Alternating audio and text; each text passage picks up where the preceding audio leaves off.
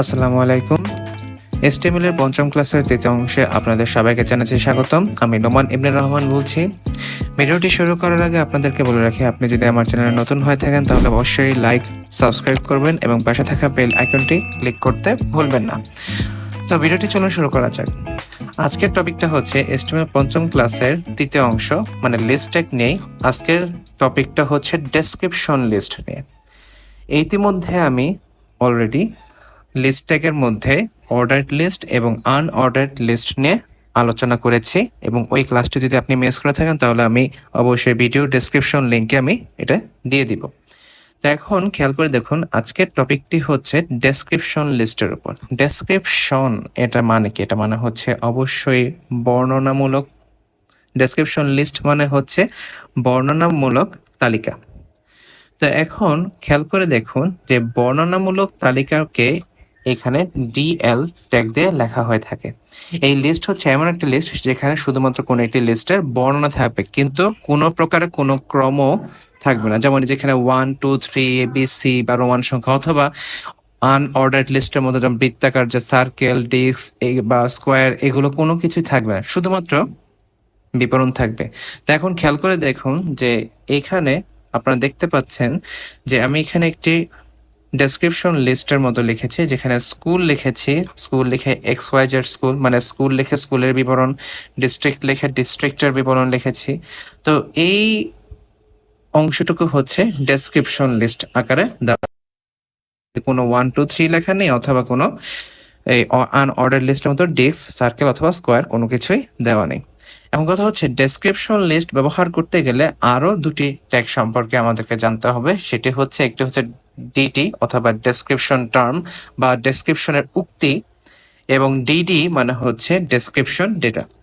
খেয়াল করে দেখতে পারেন যে এখানে স্কুল লেখাটি কিন্তু এই স্কুলের একটি উক্তি। তো এই স্কুল লেখাটি যদি আমি উল্লেখ করতে চাই তাহলে ওইখানে অবশ্যই আমাকে ডিটি ট্যাগ ব্যবহার করতে হবে, এবং নিচে যে XYZ স্কুল এবং ABC স্কুল, এটা হচ্ছে ওই উক্তির কি বিবরণ, তাই সেখানে অবশ্যই ডিডি ব্যবহার করতে হবে। নিচে তো ঠিক একই রকম পর্যায়ে এসেছে, যে ডিসক্রিপ্টিভ লেখা এটা হচ্ছে উক্তি, তো এখানে ডিটি, এবং গাজীপুর ঢাকা লেখাটির মধ্যে ব্যবহার করতে হবে ডিডি বা ডেসক্রিপশন ডেটা, এটা ব্যবহার করতে হবে।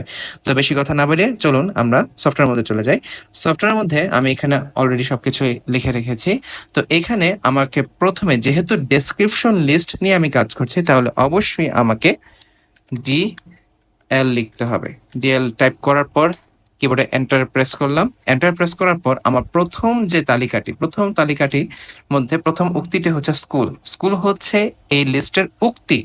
উক্তি ব্যবহার করতে গেলে অবশ্যই করতে হবে কি, ডিটি ট্যাগ ব্যবহার করতে হবে। উক্তি আনতে গেলে অবশ্যই কি করতে হবে, ডিটি ট্যাগ ব্যবহার করতে হবে। তো আমি এখানে করব কি, ডিটি ট্যাগ করব। ডিটি ট্যাগ করার পর আমি আমার উক্তিটি লিখব। উক্তিটা কি ছিল? স্কুল।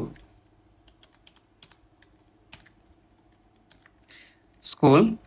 তারপরে আপনারা দেখতে পাচ্ছেন যে স্কুলের পরে XYZ স্কুল, ABC স্কুল, এটা কিন্তু এই উক্তির কি বিবরণ, এই স্কুল উক্তিটির বিবরণ। তাই বিবরণ থেকে অবশ্যই লিখতে হবে কি, ডিডি। তাই ডিডি দিয়ে প্রথমে লিখবো ডিডি XYZ স্কুল, তারপর আবার ডিডি দিয়ে লিখবো কি, ABC স্কুল। স্কুলটি লেখার পর দেখতে পাচ্ছেন আমার কিন্তু এখানে অলরেডি স্কুল, XYZ স্কুল এবং ABCটি লেখা হয়েছে। যদি আমি কিবোর্ডে কন্ট্রোলে চেপে যদি এসে ক্লিক করি, তাহলে দেখতে পাচ্ছেন যে স্কুল, XYZ স্কুল এবং ABC স্কুল লেখাটি উঠে গিয়েছে। এরপর খেয়াল করে দেখুন যে আমি যদি এখন এই জায়গার মধ্যে এই যে ডিস্ট্রিক্ট লেখাটি এবং গাজীপুর লেখাটি এবং ঢাকা যে লেখাগুলো আছে সেটিও যদি উঠাতে যায়, তাহলে আমাকে ওই লিস্টের মধ্যে আমি এই লেখাগুলোকে বসাতে পারবো। তো দেখতে পাচ্ছেন যে ডিস্ট্রিক্ট যে লেখাটা আছে এটি কিন্তু এই গাজীপুর এবং ঢাকা এই দুটি জেলার কিন্তু একটি উক্তি। তাই উক্তি আনতে গেলে কি ব্যবহার করতে হবে, আপনি অবশ্যই ঠিকই ভেবেছেন যে সেটার মধ্যে কি, ডিটি ট্যাগটি ব্যবহার করতে হবে। তো আমি যদি কিবোর্ডে এন্টার প্রেস করে আবার যদি ডিটি টাইপ করি, ডিটি টাইপ করার পর আমার প্রথম উক্তিটি কি ছিল এখানে, সরি, দ্বিতীয় উক্তিটি ছিল আমার ডিস্ট্রিক্ট। ডিস্ট্রিক্ট ডিস্ট্রিক্ট লেখার পর এটার বিবরণ কি ছিল, যে প্রথমটি ছিল গাজীপুর, তাই অবশ্যই এই গাজীপুর এবং ঢাকা লেখাটি হচ্ছে এই লিস্টের বিবরণ, তাই ডিডি ব্যবহার করব। ডিডি ব্যবহার করে এখানে লিখব কি গাজীপুর, তারপর আবার এন্টার প্রেস করে ডিডি লিখবো। ডিডি লেখার পর আমি কি লিখবো পরেরটা ঢাকা। ঢাকা লেখার পর আমি যদি এখন কিবোর্ডের কন্ট্রোলে চেপে এসে ক্লিক করি, তাহলে দেখতে পাচ্ছেন যে ডিস্ট্রিক্ট এবং গাজীপুর ঢাকা এই লেখাগুলো সুন্দর করে উক্তি আকারে সেখানে কিন্তু বসে গিয়েছে। তো আশা করি এই ডেসক্রিপশন লিস্ট ট্যাগটির মধ্যে আপনাদের আর কোনো জটিলতা থাকবে না। যদি ভিডিওটি ভালো থেকে লেগে থাকে তাহলে অবশ্যই লাইক দিবেন এবং বন্ধুদের সাথে শেয়ার করবেন, এবং যদি কোনো সমস্যা থেকে থাকে কমেন্ট সেকশনে আমাকে জানাবেন। আমি আমার সর্বোচ্চ চেষ্টা দিয়ে আপনাদের ওই সমস্যাগুলো সমাধান করে দেওয়ার চেষ্টা করব। তো আজকে এই পর্যন্তই। ধন্যবাদ। আসসালামু আলাইকুম।